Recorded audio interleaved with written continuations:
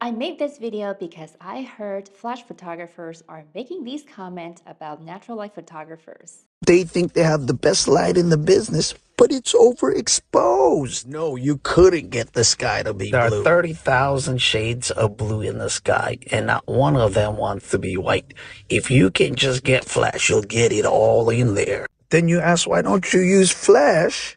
And they said, oh, we don't want to use flash. And this the same photographer that says they love light. Hey, natural light photographers, do you have anything to say? As a flash photographer and a photography teacher, I would like to share my most genuine opinions using my work. Hi there, everyone. Welcome back to my YouTube channel. It's Christina from PhotoSprout here. I'm not on any side because as long as you know how to use light, flash, and natural light can be at your disposal. But there's one scenario that is a nightmare for natural light photographers, but a heaven for flash photographers. I'm going to show you in the end of the video. First up, they're right in saying that the sky is overexposed. For off-camera flash, we expose for the ambient light and then use a flash to light up the subject. We usually expose for the sky as the ambient exposure because it is the brightest. It's a sin to overexpose the sky in the flash photography world. Okay, back to natural light. The sky will be overexposed if you put the subject at a wrong spot. I always tell my students to avoid a background that is brighter than the subject. So, having a sky behind the subject is definitely a no-no unless you have a flash or if both the subject and the sky are lit by the same light intensity. Therefore, natural light photographers have to research for the location in which when they expose for the subject, the background is still properly exposed. And this might limit the choice of location. As a result, here comes a school of natural light portrait photography.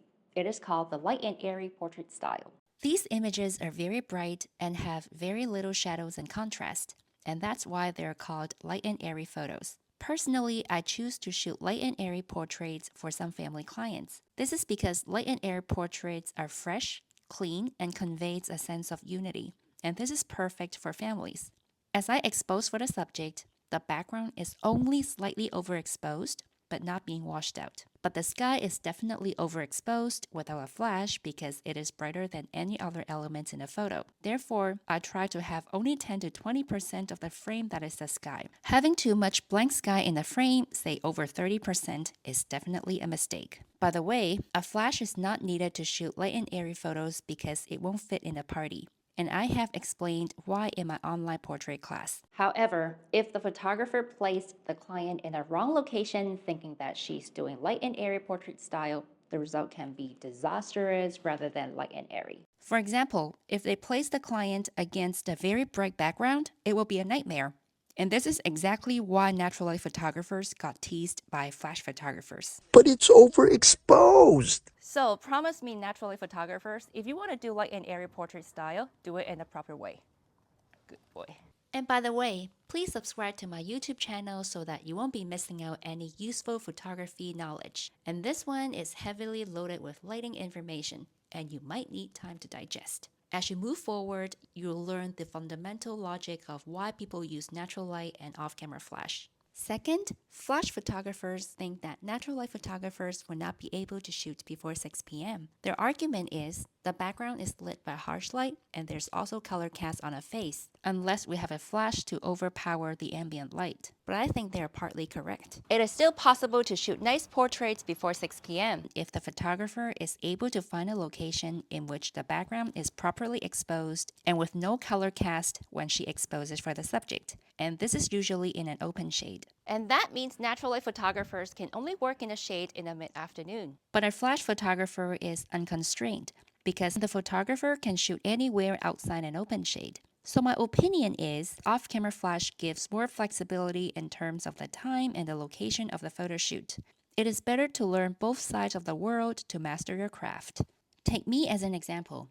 Depending on the theme of the photo shoot, I might just use pure natural light for serving the clients who prefer the light and airy style, and use off-camera flash for creating dramatic fashion magazine cover light images. And sometimes I use the flash as a soft fill for clients who prefer a classic family portrait. It's like a painter who uses different brushes to paint a picture. There's no one brush that does everything. If you're a flash photographer, challenge yourself. How do you take portraits in pure natural light that looks as good as using a flash? And if you are a natural light photographer, learn to use a flash to enhance your work. Bonus point here. Natural light photographers can still step outside the shade 2 hours before the sunset. I used harsh sunlight to sculpt the face and create some dramatic images, and no flash is needed. I have a lot of mom students who are in the journey of becoming professional kids and family photographers. Usually they're small business owners and may not have the luxury of hiring an assistant. So put yourself in their shoes. The light might be knocked down by the wind without having someone to hold it. It's not like they don't want to use a flash, but it's just less work and gears to carry around. And because they understand that they have to work around natural light, they will pursue the light and airy style in order to differentiate themselves from other natural light photographers. Also, I want to emphasize that a beautiful light and airy portrait is not about the camera settings, but largely depend on the location, timing, and planning. You can't just overexpose an image using high ISO, wide aperture, and slow shutter speed and say it's light and airy. I know there's a lot of information, but I've explained them systematically in my online portrait class. Build your confidence in on-location lighting. Unlike other portrait classes that might just teach you a particular style, this class is showing you a bird's eye view of all the possible portrait styles that you can shoot in different light conditions. I'll show you how to use a flash flexibly as the main light and as the fill light. You're going to define your portrait style by exposing the ambient light the way you want. I'll show you the proper way to shoot light and airy portraits that your clients will rave about. Also, if you're struggling with posing families, do check out my other online class, The Exquisite Kids and Family Posing System.